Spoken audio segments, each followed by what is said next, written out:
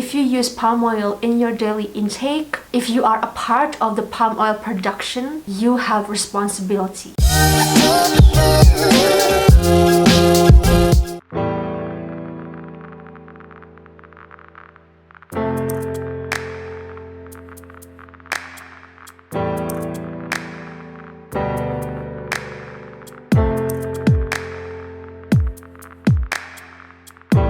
Palm oil is everywhere.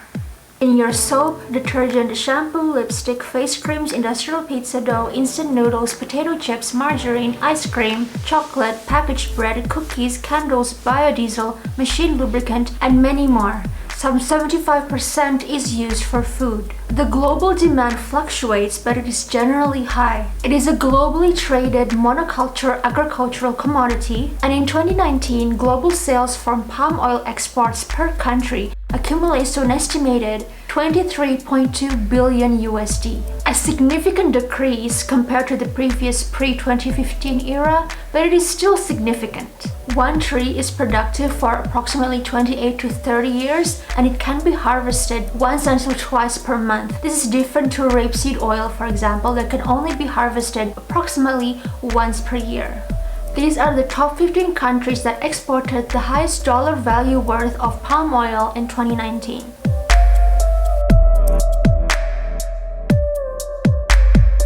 If you follow environmental issues, you will know just how heated the debate is surrounding the use of palm oil. This is why I finally decided to make this video. Welcome to my channel. My name is Zeva and I'm from Indonesia, and I will be discussing the must-known pros and cons surrounding the controversial palm oil issue. I will try to make this video as compact as possible. It is quite the challenge because it is such a complex issue and it's very intricate. So please watch until the very end of this video so my messages won't be butchered, or else it will be useless to even watch this video in the first place if you don't watch it until completion and only in parts. I am not here to try to convince you to be pro or con towards this very delicate and continuously developing issue. That is not the point of this video. I want us all to learn to dissect both positions so we can capture the larger dynamics, the larger picture about palm oil. This video then could give you a good starting point for further understanding towards the issue. Unfortunately, I've seen a few content creators out there that don't discuss the pros and cons in depth, that are not giving adequate information that is more balanced on both ends, that they're leaving out various progresses about the situation overall, which can be misleading for both sides. This video is like discussing two positions, the affirmative or the pro and the negative or the con. Kind of like parliamentary debating. So grab some snacks while you tune in. Also note that pros here are the affirmative side, supports for sustainable palm oil production. I'm not going to be covering and discussing about palm oil production in general. And the cons here are the negative side, are those who are against palm oil production and also sustainable palm oil production. They don't agree with both. The latter usually considers the former as greenwashing and also hiding behind certifications, while the former considers the latter as baseless, unupdated fearmongers. I'm not going to be highlighting conventional palm oil producers and manufacturers, but what about sustainable palm oil producers and manufacturers? Are they worth considering, or should it be better off not to support any forms of palm oil at all, even if it's labeled sustainable? Before we get into the pros and the cons, you have to know about this first. In general, global demand for vegetable oil to feed the world population is projected to reach 310 million tons by 2050, and palm oil contributes to roughly 35% of the global demand for vegetable oil. So agribusiness corporations and some governments out there are securing land or building land banks. The biggest agribusiness corporations are actually headquartered in Western countries, and 3 of them are located in the United States. And these 3, they own more than 7 million hectares of land outside of its borders. Most of them control the production of soybean, rapeseed, and sunflower oils. On the other hand, rising Southeast Asian agribusiness corporations, they control the palm oil in the world. What many people don't realize, there is an intense global competition in regards to vegetable oil in the international market. and I will be addressing the pros and cons of one of these vegetable oils, palm oil. If you see these words on the product packaging that you buy,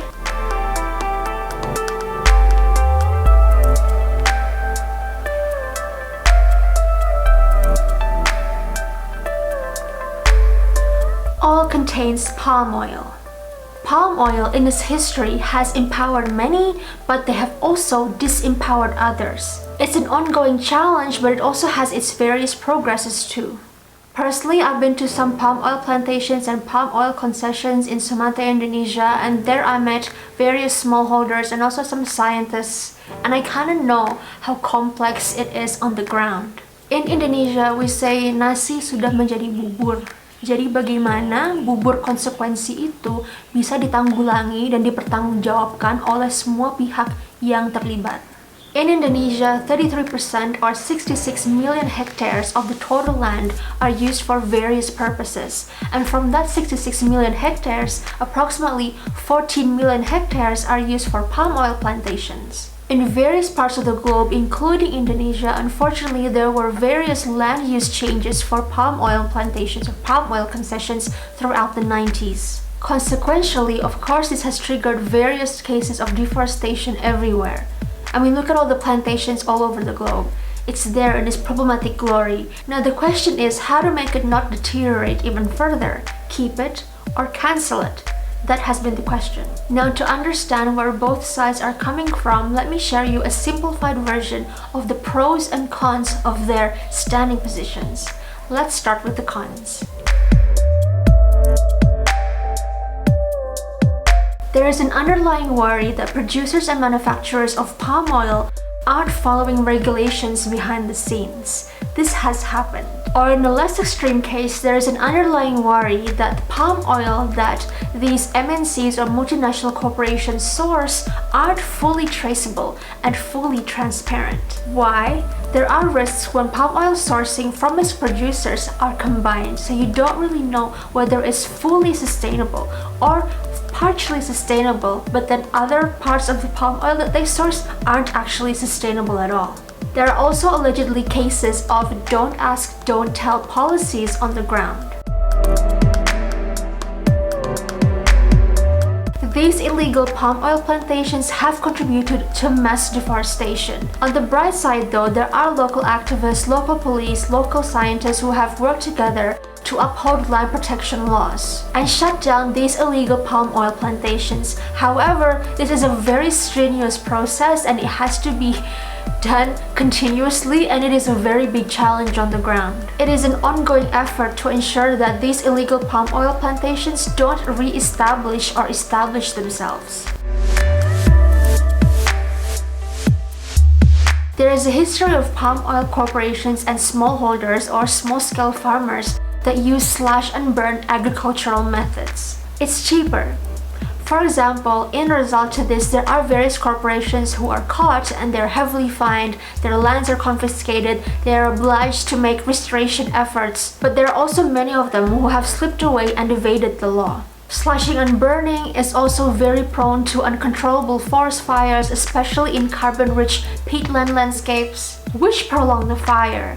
And there are also cases of smoke pollution, which can sometimes really decrease vision or eye vision distance to just 30 meters. When these smoke pollutions happens, then it creates various lung diseases, it creates infections in the upper respiratory tract, which could cause chronic illness and even death. And then there's also transnational or transboundary haze, which causes various spillover effects to other countries. When these things happen, all these forest fires, the smoke pollution, it causes these things to float around in the air.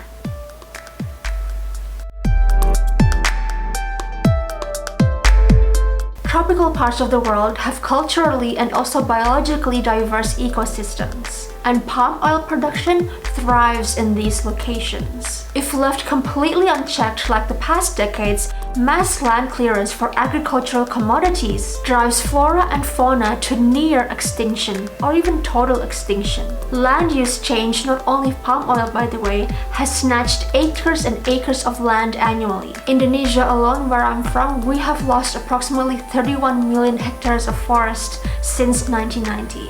As for palm oil production, it is responsible for approximately 8% of deforestation in the world from 1990 until 2008 globally. And this is all for global supply. Not only there is a reduction of plant species, especially because of the monoculture factor, but also a reduction of wildlife because of habitat loss. For example, the habitat loss of these animals here.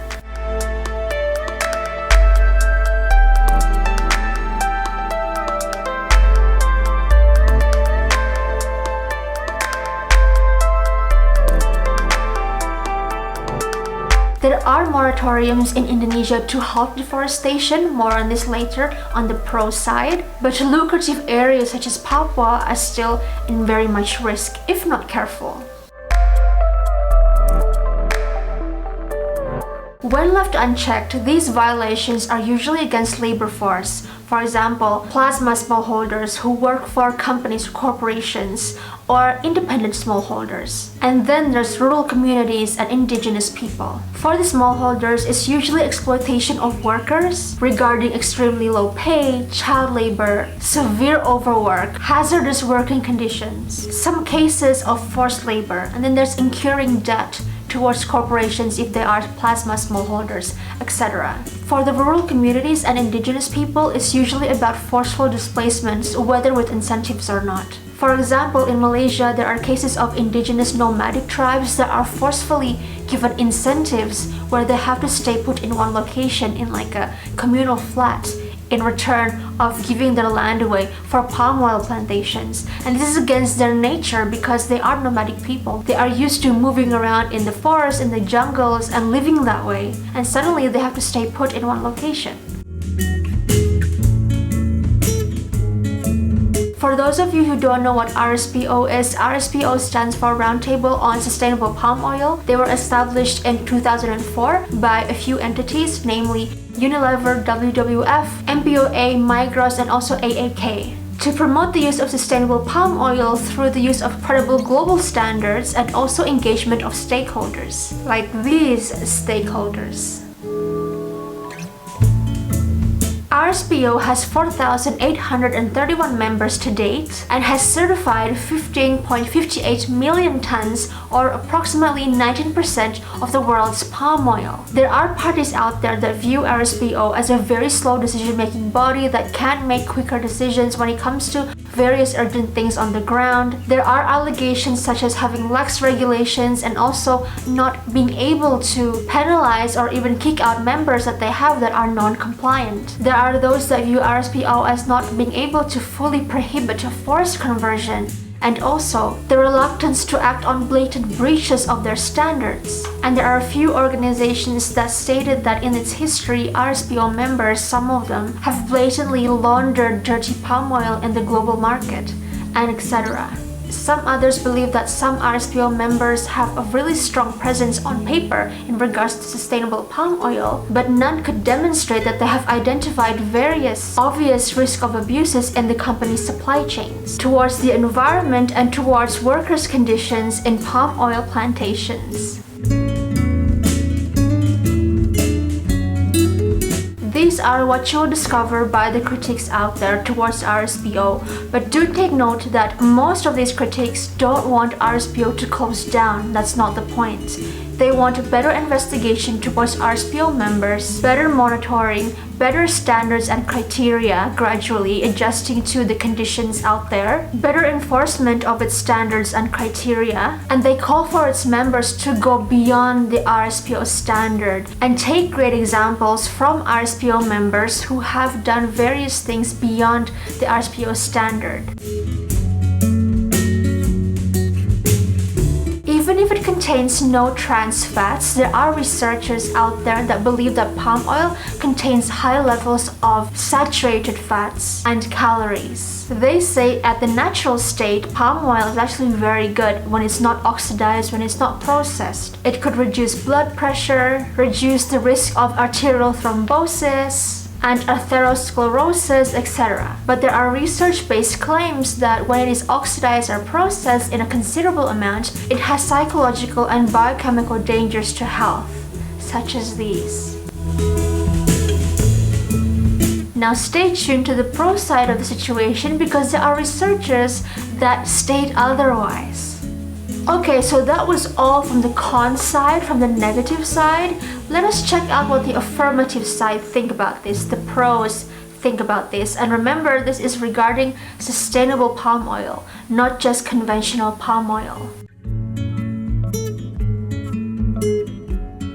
Palm oil production requires 9 times less land than other vegetable oils. It accounts for a third of the world's edible oils, and it only requires approximately 6 to 10% land that is set aside for oil crops. It is also 10 times more productive than other vegetable oils out there, and it also accounts for 35% of the global volume of vegetable oils. For 1 ton of oil, these are the differences between these vegetable oil crops.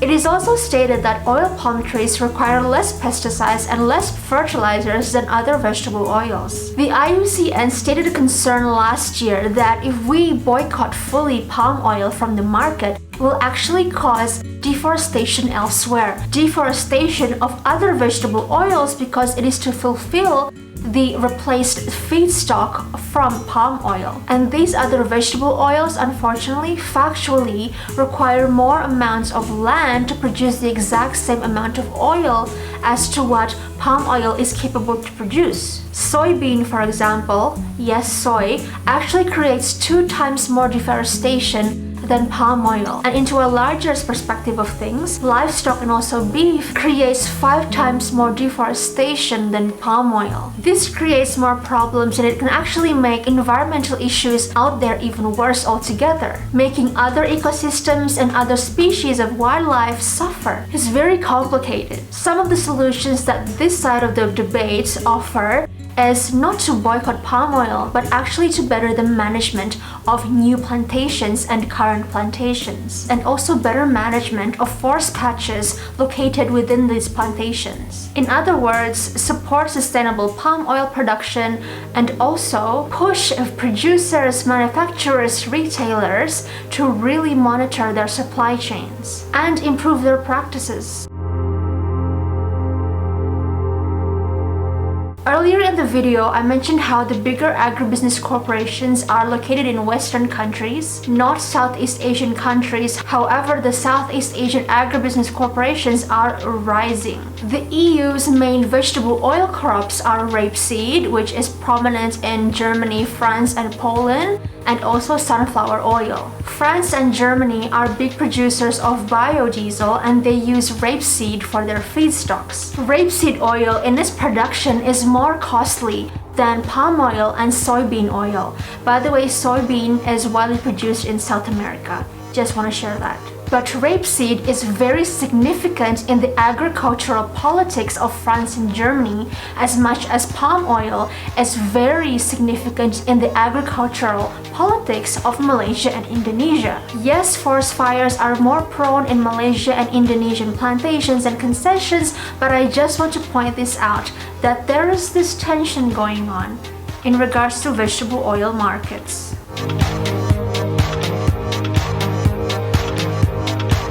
Mentioning Indonesia, I also want to share with you that on August 2019 last year, our President Joko Widodo announced a moratorium, a permanent moratorium towards new forest clearance in 66 million hectares of forest across the country. And this is for better primary forest and also peatland governance for activities such as palm oil plantations and logging. This is a significant step, by the way, a very significant step to halt deforestation that is approved by the central government. This moratorium was first introduced in 2011 by Indonesia's former president SBY, or Susilo Bambang Yudhoyono, ever since a mass fire outbreak happened and created mass acute respiratory problems in affected areas, and it has been renewed regularly. The renewed and made permanent 2019 presidential instruction mandated that ministers, governors, and other officials cannot issue new permits within the moratorium area. From this permanent moratorium, it also includes restoration of degraded lands too. So for those of you worried about deforestation caused by palm oil plantation expansion, don't worry, because in Indonesia's case, we have this permanent moratorium in place. For those of you asking whether this moratorium is effective or just pure greenwashing, so Global Forest Watch made an analysis towards this forested moratorium area from 2016 to 2018.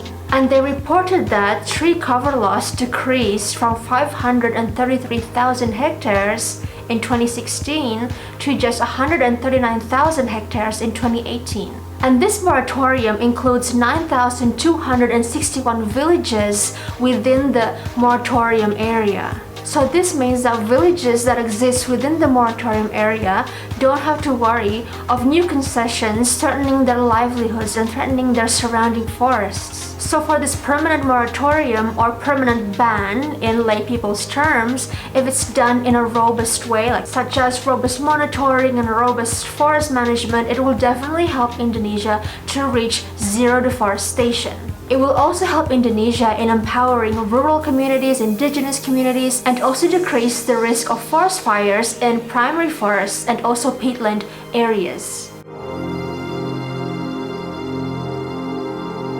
Orangutans, they are the poster child of deforestation, just like polar bears are the poster child of climate change. There are efforts done by CSOs, corporations, and even cooperation between CSOs and corporations in terms of conservation of wildlife, including orangutans. And this is done through a landscape approach using various safeguarding efforts for biodiversity and also local and indigenous communities. So it is usually done in these protected area networks and also forests that are in concession management that are of course sustainable. So these ecosystem restoration concessions are leased to companies for restoration and also conservation, usually in areas called HCVF, which stands for High Conservation Value Forests. So these are usually set aside in plantations in the form of a buffer zone area or social forestry area. So these social forestry areas are areas managed by local communities in order for them to preserve their economic and also social values. Various activities have been done in these areas, for example, reforestation, blocking drainage canals in peatland areas, peatland landscapes, and also creating firefighting teams in these local communities, local villages. RSPO, as the Roundtable for Sustainable Palm Oil, do get a lot of scrutiny from various sides, from various parties. For example, there are smallholders that think that their standards and their criteria are just way too tough to implement. Alongside that, there are also other stakeholders that see RSPO as not having standards and criteria that are strict enough, and also that they're not moving fast enough to deal with certain issues on the ground. Those who support sustainable palm oil would argue that even though the RSPO's standards and criteria and its implementation has its challenges because not everything is perfect, but at the end of the day, RSPO is there to provide robust guidelines on how to build sustainable palm oil production. And these robust guidelines that they have are very useful, in their opinion, for smallholders, also for corporations and every other stakeholders in the supply chains, including CSOs, researchers, scientists, conservationists, etc. And these principles and criteria that they have are reviewed every 5 years. This is the PNC, or Principles and Criteria of RSPO.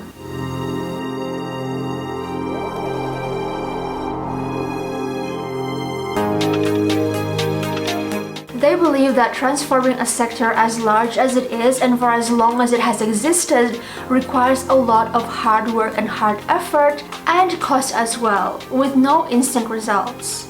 We can imagine this. 19% of global palm oil is certified by RSPO or CSPO.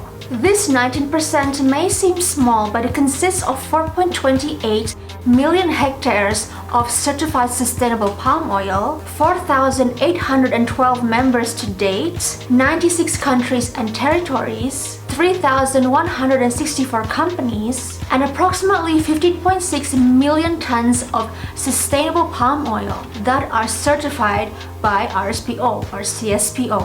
And these are monumental efforts in even gathering these stakeholders together with varying interests. Yes, there are much more that aren't certified. Unfortunately, per November 2019, only 5% of smallholders are RSPO certified, and this is worldwide, yeah? Whereas smallholders actually grow 40% of palm oil globally. And by the way, do note that there are also corporations where, as I mentioned earlier, smallholders are working for corporations, so plasma smallholders. So it's kind of hard to define the numbers exactly between smallholders who are independent and smallholders who actually cooperate and work for corporations. But all in all, for the affirmative side, this is a great start to even gather all these stakeholders in the first place and say aye or agree to these principles and criteria that RSPO has. Now you may ask, why are there only a small number of smallholders that want to be sustainably certified? For a lot of them, switching to sustainable practices is costly. That's why I truly believe that there needs to be more incentives for smallholders to become sustainable, because it all requires money and time too. We need to incentivize sustainable production more, and markets also need to be willing to pay the premium for these sustainable products. RSPO believes that when we support sustainable palm oil production and also call for more use of sustainable palm oil in the supply chains from producers, manufacturers, retailers, and so on, it also helps to empower wildlife conservation, environment restoration, and empowering working conditions of labor force who works in these plantations, and also surrounding communities within these forests and around them. RSPO certified producers are also audited by independent auditors, and their reports are available online for most of them. And did you know, by the way, not many people realize this, but there are bigger brands that have already used sustainable palm oil, but because of the negative perception and the lobbying out there towards sustainable palm oil or palm oil in general, they actually don't put sustainable palm oil in their packaging with fear of backlash, which I think is kind of counterintuitive, because there are certain types of customers out there who do want to know whether the product uses sustainable palm oil or not. But I think it's because there are people that exist out there, as I mentioned earlier, in the cons or the negative side of things, who believe that whether it's sustainable palm oil or not sustainable palm oil, it should not be supported. So I think it's because of these views that exist out there, it makes things complicated, and these brands, these big brands, don't want to put that logo on their packaging. But it's always there on their website, but it's just not visible in their packaging. Also, by the way, for everybody watching this video, did you know that there exists what is called a scorecard, a palm oil scorecard? So I'm gonna put the link in the description box down below and also pop it up here. So if you look at this link, if you open it up, you can see the scorecard of various brands out there that use palm oil in their products, whether sustainable palm oil or not. So you can check just how far these companies are trying to implement sustainability in their supply chain and in their business model. palmoilscorecard.panda.org as the first destination that you should definitely check out after you watch this video.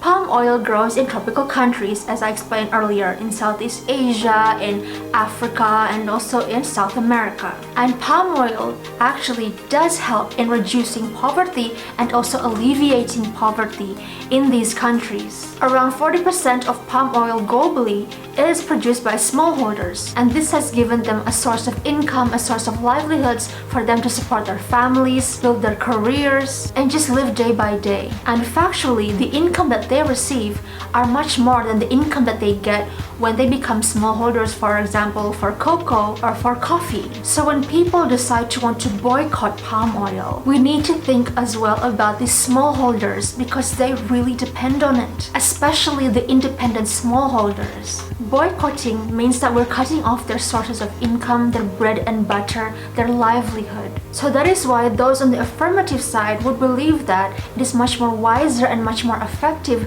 to support these smallholders to implement sustainable practices when they grow palm oil. Sometimes I also feel that we get so detached with issues that are far away from home. Like for me, like I live in a big city and I have this and that. It's very easy for me to get this and that. But there are people out there that depend on these things to live the next day.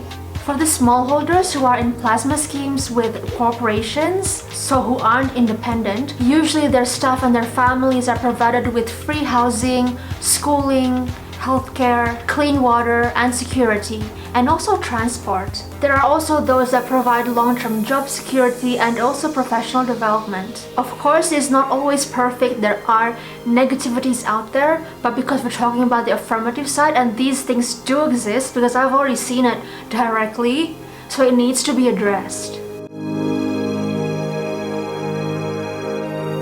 The cons, as previously stated, believe that oxidized and processed palm oil is very hazardous to health. However, there are scientists out there that believe that if it's consumed as a part of a balanced and healthy diet, it's not going to give any incremental risks towards various toxicities out there, including heart disease. Little or no additional benefit will be obtained when replacing it with another type of vegetable oil. So palm oil also has positive sides as a source of tocotrienols, an antioxidant that gives neuroprotective cellular protection against heart disease, stroke, and cancer. They did mention though that more longitudinal population studies are required to really see the difference between palm oil and also other more healthier vegetable oils. Furthermore, there are also other scientists that believe that palm oil actually resists oxidation, that palm oil is the only vegetable oil that is naturally hydrogenated and structurally stable in ambient temperatures. In comparison, they say that other vegetable oils need to be artificially hydrogenated that requires extra costs and also produces harmful trans fatty acids. See how these dynamics are very interesting and there are differing of opinions among scientists themselves?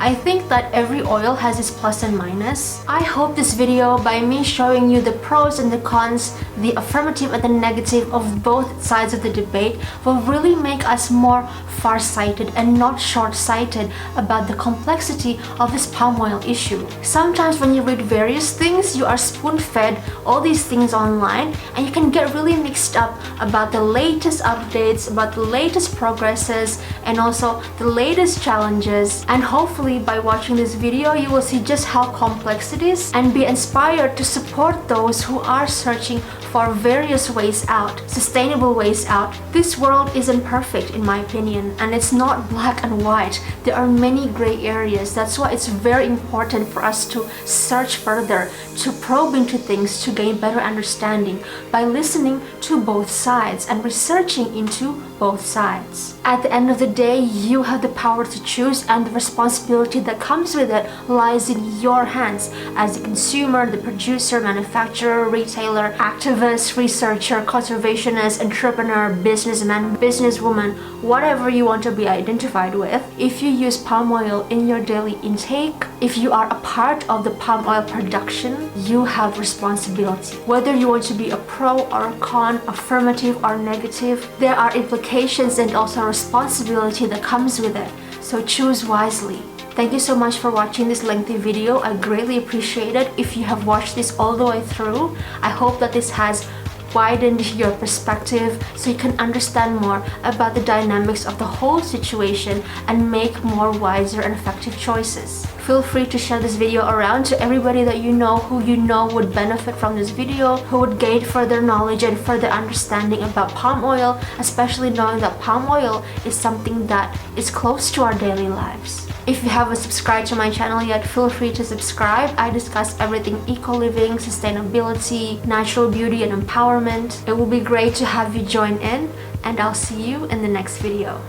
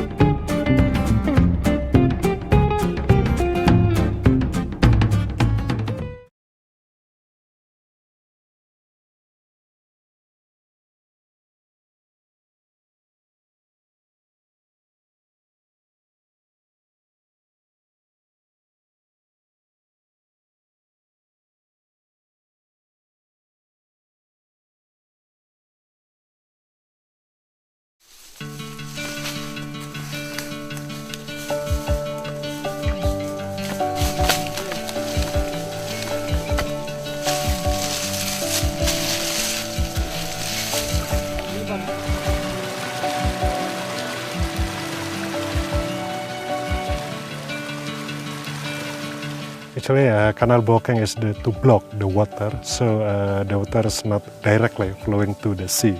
So stay here in the land and then flowing to the pit to re-wet the pit. If the pit is wet, then difficult to burn. Masa depannya kami lahan yang di desa Dompas ini penuh dengan tanaman, jadi jangan ada api lagi. Yang keduanya cukup bikin kanal untuk mencukupi untuk jaga api. Itu yang kami inginkan. Masyarakat sudah kesulitan mencari air. Kalau dulu gali sumur dalam 5 meter atau 10 meter sudah mendapatkan air. Sekarang gara-gara terlalu banyak sawit yang ditanam, gali cukup dalam pun belum tentu dapat air. Jadi sumber air, sumber kehidupan bagi masyarakat memang benar-benar terancam.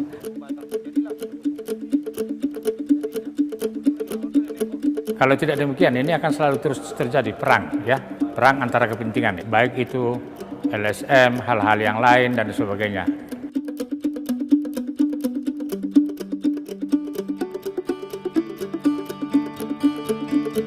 Ini juga satu sisi kelemahan penegakan hukum. Pengadilan sudah menghukum badan di penjara gitu ya, tapi lahan mereka itu masih tetap ada di dalam itu. Oleh karena itu, kami mohon kepada pemerintah Republik Indonesia agar menghentikan pemberian lahan kepada perusahaan swasta, agar kehidupan masyarakat kami kembali seperti sedia kala, masyarakat kembali menanam rambutan, masyarakat kembali menanam durian, tidak lagi menanam sawit. Ingat, kalau sawit ditanam, Indonesia akan menjadi gurun Sahara.